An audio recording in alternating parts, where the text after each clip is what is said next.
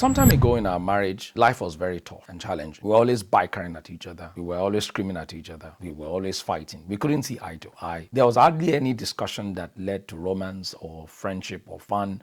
It was always about argument and argument and argument. How did we turn things around? In fact, there was a time my wife was so fed up of the whole thing, she used to run away to Nigeria, of course, to go do her housemanship at the time. And in my mind, I'm like, yeah, good riddance to bad rubbish. I thought I was going to feel relief, and all of that. But that was not the case. When she left, I made a big realization that I believe was one of the things that changed a lot of things for her. And it was that I am a leader in my home. God has made me a leader, not just, to be called the head. No, God has made me a leader so that I can lead the change that I want to see in my home. I feel like saying that again. God made me the leader so I can lead the change that I want to see in my home. And many people don't know this. They don't know that being a leader is not about lording things over people. It's not about control. No, it's about leading the change that you want to see in your home. And part of the realization for me was that I needed to begin to change the way I saw things so that the things that I saw would change. And to the glory of God, that is still a practice in my home. That if I change the way I see things, in the words of Wayne Dyer, that the things that I see then will change. And in this video, I want to share with you 5 little practices that I did to begin to change the things, the way I saw things. And eventually, and I'm telling you, this took years, but we got there for the things that I saw to begin to change. Now, let me share these 5 things with you. Number 1, I want you to start focusing on the good in your wife. No matter how bad a woman is, there are still some good in her. Maybe she's caring, maybe she cooks well, maybe she dresses well, maybe she's just so beautiful and attractive. There is going to be at least one good thing. Don't tell me there is no good thing in your wife. Otherwise, you wouldn't have married her. So there was something you saw that made you marry her. I want you to begin to focus more on that thing. Why? Because whatever you focus on expands. So focus on our strengths, focus on our good side, not our weakness, not our flaws. Because the more you focus on the good side of her, those things you start to see more of it. But what has been happening in your marriage that is making things very tough and challenging is always because you're always focusing on our weakness, on our flaws, on the things that are not going well with her, on the way she talks, on the way she moves, on the way she argues, all of those sort of things, on the way she nags. And guess what? Those things will become expansive and she'll start to look like a bad woman, in good for nothing woman. But if you focus on her strengths, all of a sudden you start to see some things that you probably have not been seeing before. And whatever you focus on would absolutely expand. Number 2, be grateful for what you have now. I know that it's always hard to be grateful when it appears all that you are seeing is negative, negative, negative, negative. And it can be very tough because I've been there, so I understand what I'm talking about here. But hey, gratitude is a very conscious thing. It's a very intentional act that is often against what you are seeing with your physical eyes. And I love the words of the Bible where it says that the just shall live by faith, or we walk by faith and not by sight. That means that if you really want to allow God into your home, you have to do it by faith. You are not going to be moved by what you see. Instead, you will command the things that you want to see, right, into your home. And sincerely speaking, that was one of the things that I started to do. So I focused on our strengths, and then I became grateful for the strengths, all right? And in my gratitude, I would appreciate her. I would appreciate the little things that she's doing well, because gratitude has a way of changing your perspective. Gratitude has a way of helping you meditate on the good things. Because see, we all meditate. It's what we meditate on that is the difference, right? I always tell people that you are not as angry until you meditate on what got you angry. If somebody told you you are a fool, you are not angry because they said you are a fool. You are angry because you meditated on what they said. You spend time thinking on what they said. And the more you spend time thinking on what they said, guess what? That fool that they call you will now begin to become bigger. All of a sudden you're thinking, oh, so you called me a fool. He owe me. He owe me with this, with that. He owe me your husband that you're supposed to respect. All of that, it just changes the whole you are a fool.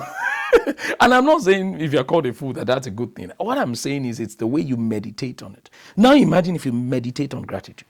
Meditate on that you're grateful. Oh, I'm grateful that I have this beautiful woman. I'm grateful that you're meditating on her strengths. Then it just changes your perspective about her. That no wonder the Bible says give thanks. In all things give thanks, for this is the will of God concerning you. Because if you're able to give thanks, if you're able to be grateful, you're able to see the will of God.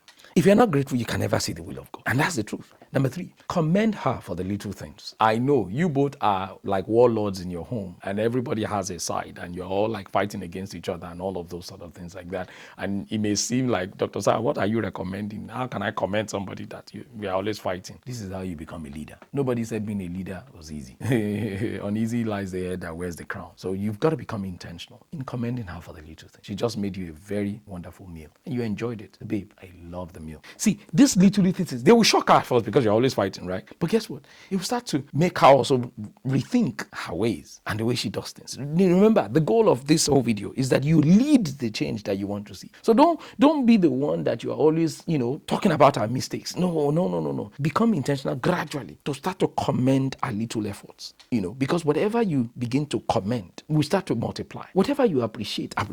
All right. So commend our little things. All right. Because if you do that, you start to see more of good things. More of those little things will start to become bigger and bigger. There's nobody that you appreciate that does not also want to do more because they want to feel appreciated the more. Very important. And number 4, speak to our potential, not just our performance. Start to see possibility. Start to see the great things that she's capable of. Maybe not just even things that have to do with the home, but in her career, in her ministry. In the things she enjoys to do. Start to be a cheerleader.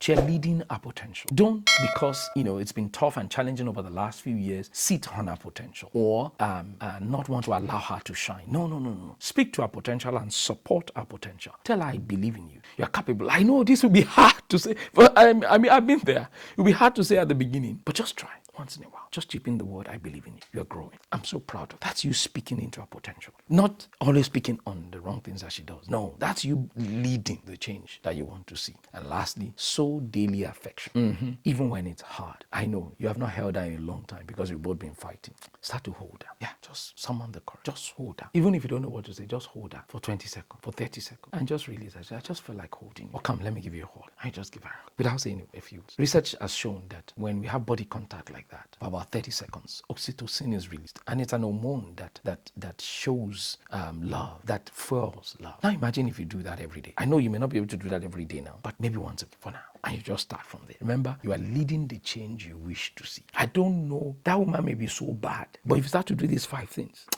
she will begin to rethink house. Because the truth is, many marriages that fall apart, it's not that both of them are bad people. It's just that many of them have the wrong perspective of each other. And while this video is for husbands, I believe very strongly that we, being leaders, can begin to lead the change we see in our home. And I hope that this video would help you and will transform your marriage. Let me quickly do a recap on those 5 things. Number 1, focus on our strengths, not our weakness. Focus on the positives, because whatever you focus on expands. Number 2, begin to become intentional in commending the little things. Yes, commend the little things. Because if you don't commend on the little things, then you miss even the big things. Number 3, be grateful for what you have now. Yes, gratitude changes your perspective. Number 4, speak to our potential. Don't sit on it. And not just our performance. Speak to our potential. Number 5, sow daily affection. This can change everything. It changed my marriage, and I believe it will change yours. I hope this has been a blessing to you. If it has, this is Purpose-Driven Marriage, where we model kingdom marriage and we help you align with the purpose of God for your marriage. Maybe you would like to speak with us privately. You'd like to book a session. Feel free. Reach out to us. Leave us a comment. Leave us an email at info@samuelokunda.com, and we'll be more than happy to maybe even sit with you and your wife and expatiate more on this, give you more tips. But we believe that no marriage is irreparable. God can still change your marriage the way He did ours. And I believe you, the husband watching this right now, the change begins with you. God bless you, and thank you once again. Subscribe to the channel if you haven't. Like this video. If you like the video, God bless you, and take care. Bye-bye now.